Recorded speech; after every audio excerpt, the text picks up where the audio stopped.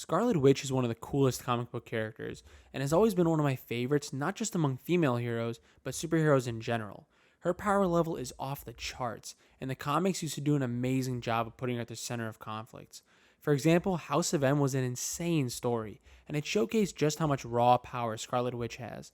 It also did a great job of making you empathize with the character. What she did was wrong, but the stakes were pretty real for her. She just killed her own husband and two other Avengers because she couldn't control her powers, and that led her down the path of reconstructing the entire world to give everyone their dream life in an attempt to make up for her actions. And then we have the MCU version, a character that was turned into a pure villain that a lot of people now hate. You might be asking yourself, House of M sounds a lot like WandaVision, doesn't it? Why are you praising that but tearing down the MCU version? Let's take a look at how the MCU managed to ruin a story that they had sitting right in front of them for almost 20 years. Before I get into these stories, I want to make it clear that I think Elizabeth Olsen has been great as Scarlet Witch so far. She can only work with what the writers give her just like any other actor. She doesn't seem stuck up or hateful like some other MCU actors, and frankly, based on the interviews I've seen, she seems like a really likable person. I'm sure if they gave her more of these insanely cool comic accurate stories, she would do a fantastic job because she also seems genuinely interested in those stories. Who would you like to see Scarlet Witch do next, or where would you like I to see her go? mean, my favorite is House of M, but that would never happen. Oh, how right you were, Elizabeth. Unfortunately, they're just not giving her the chance to star in those kinds of projects, and are instead choosing to change the source material to fit their less exciting needs. You know, you read what others had done, and you took the next step. You didn't earn the knowledge for yourselves, so you don't take any responsibility. We'll start with a general overview of House of M's major plot points. In the lead up to House of M, Wanda's powers are completely beyond her control, and when she finally snaps, she ends up killing Vision, Ant-Man, and Hawkeye after finding out the Avengers had Agatha Harkness erase the memory of fake children she created a while back. Her father, Magneto, isolates her and brings in Doctor Strange and Professor Xavier to help restrain her. She has completely lost her grip on reality and keeps imagining she is giving birth to kids she can never have. As the Avengers and X-Men race to stop her from causing more damage, some heroes are pretty convinced killing her is the only solution. Before they can step in though, all of a sudden the entire world gets turned upside down, and the mutants are now the dominant species. The heroes determine that Wanda caused all of this, most likely being forced to by Magneto, who seems to have benefited the most as he's now the mutant ruler of the world with his family. The heroes fight back, but it turns out Magneto was just a pawn like the rest of them. Doctor Strange finds out Wanda was the true mastermind behind this whole mess. Her brother Quicksilver convinced her she could make the world better for everyone using her powers. Magneto kills Quicksilver after finding out the truth, only to have Wanda resurrect him. In a moment of pure rage directed at her father and his love of mutants, she whispers the iconic "No more mutants" line. At first, the world seems to be normal again, but it turns out any mutant that wasn't protected by Emma Frost at Wanda's palace has lost their powers. The story ends with Wanda having escaped to some small town with nobody being able to locate her, and the world stuck dealing with the fallout of her actions looming ahead for years to come. Sounds like a pretty wild story, huh? Now let's take a look at how the MCU handled her character. When Scarlet Witch and Quicksilver first debuted in Age of Ultron, she was young, naive, and inexperienced, yet she still managed to almost single-handedly take down the Avengers. The next time we saw her was in Civil War, and her rampage chasing Crossbones replaced the New Warriors comic arc that led into the conflict between the heroes. She ended up on Captain America's team, and after a short stint in prison, she goes into hiding with Vision. In Infinity War, we see them trying to make a life together until Proxima Midnight attacks and brings them into the conflict. Wanda does her best to protect Vision, but ultimately Thanos kills him to get the Mind Stone. She gets snapped out of existence, and 5 years later, she's back and she's pissed. Thanos feels so threatened by her power level, he has his ships fire on his location just to stop her. After the battle, she breaks into a lab to see Vision's remains, and in her grief, she snaps. And unbeknownst to even herself, she alters reality in the town of Westview. Now she's married to Vision, and they have 2 kids together. She's quickly losing control, though, and her grasp on reality keeps slipping, until she eventually realizes what she's done and undoes her spell. She loses the fake Vision and her kids, who never existed to begin with, which leads her down a dark path in Multiverse of Madness. She hunts down America Chavez so she can travel the multiverse to get her fake kids back.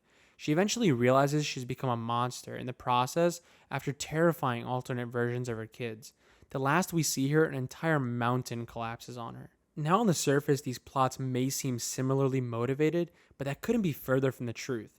In the comics, her powers overtake her ability to control them, causing her to kill Avengers, including her own husband.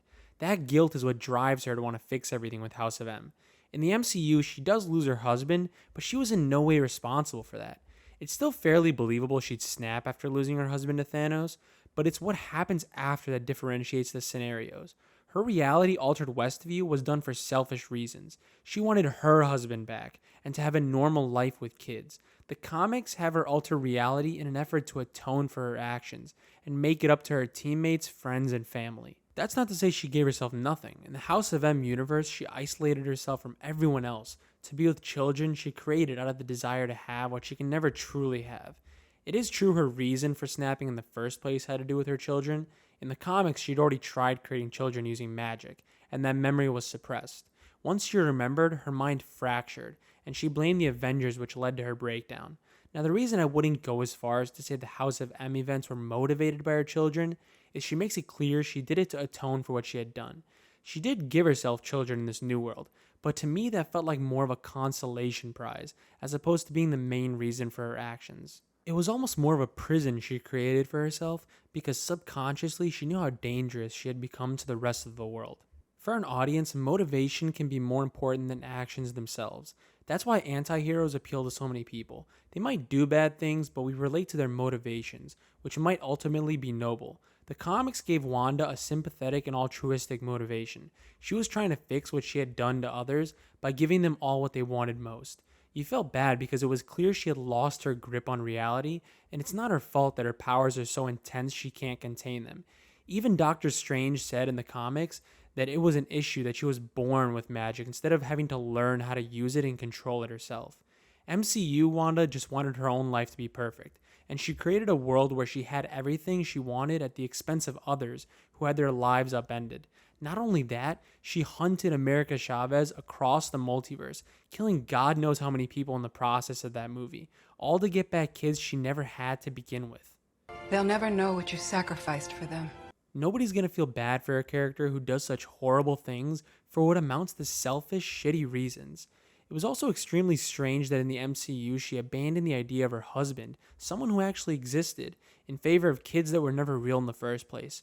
You can clearly see one character is motivated by her desire to fix a world she ruined, and the other only cares about getting what she wants.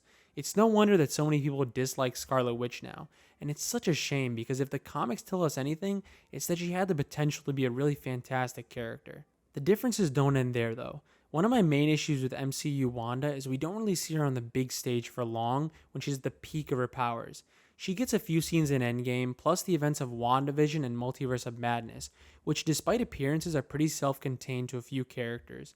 In the comics, Wanda's breakdown involved most of Marvel's major players, like the Avengers and X-Men. It really served to emphasize just how much of a threat she was. Even Doctor Strange was walking on eggshells around her in the comics, and he's much more powerful in the comics than he is in the movies currently.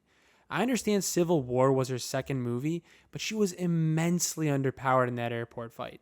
It's clear they had an ending for the fight figured out, so I get that it had to end with Team Cap sacrificing themselves, but it was just hard to believe that Wanda lost so easily. I hate this place. It would have been a massive improvement if we got scenes similar to House of M, with Marvel's biggest characters having to decide how to handle Wanda, and then ultimately having to deal with the fallout of her actions. Unfortunately though, we can't have a white male come in and try to help Wanda, according to Kevin Feige, because in some warped MCU logic, it would have been sexist for Doctor Strange to want to help a fellow Avenger. Hell, if it was done right, instead of failing to adapt Kang as they have so far, these phases could have put Wanda front and center. WandaVision could have been her first attempt at reality altering, and the next big Avengers storyline could have more directly adapted House of M. Granted, that only works if WandaVision was done much better, and the X-Men were already in the MCU, so maybe timing played a factor in the arc we ultimately got. Another key difference is the lasting impacts each arc has. In the comics, the fallout of House of M was felt for years to come. Wanda almost eradicating mutant kind changes the X-Men, and in the following years we see them attempting to rebuild with what they have. It affects characters in major ways. For example, Cyclops becomes a more ruthless leader in what is a very desperate time for mutants. It wasn't just the X-Men though, because as it turns out, when Scarlet Witch took the mutants' powers, she actually launched the energy into space. It was absorbed by another dormant mutant who became almost godlike and caused the Avengers a lot of trouble before his defeat. The events even contributed to the Avengers versus X-Men in a way. The X-Men were desperate, and that led to them embracing the Phoenix Force while the Avengers realized the threat it posed. House of M is considered a seminal arc in the comics, one that they took time to build up to and even more time dealing with. Then you have the MCU and what's really come of Wanda's actions. The biggest consequences are the creation of Monica Rambeau's Photon and White Vision, which massively pale in comparison to the comics. Even Multiverse of Madness has her go on a killing spree before eventually letting herself supposedly die, and nothing has come of her actions in the following movies. It really feels like a waste of a fantastic character with huge potential to just end up being thrown to the side and forced to exist in a small, unimportant story. What a waste. Ultimately, these issues are symptoms of a much larger problem within the MCU. A lot of characters lack a clear direction, with cliffhanger endings leaving their futures up in the air. Scarlet Witch is no different, and when you look at how important she is in the comics, it emphasizes how the MCU has just squandered what could have been a pivotal character in their universe. It's one of those situations where I almost hate having read comics, because I see how badass and important Scarlet Witch is, while Marvel couldn't give less of a fuck about her.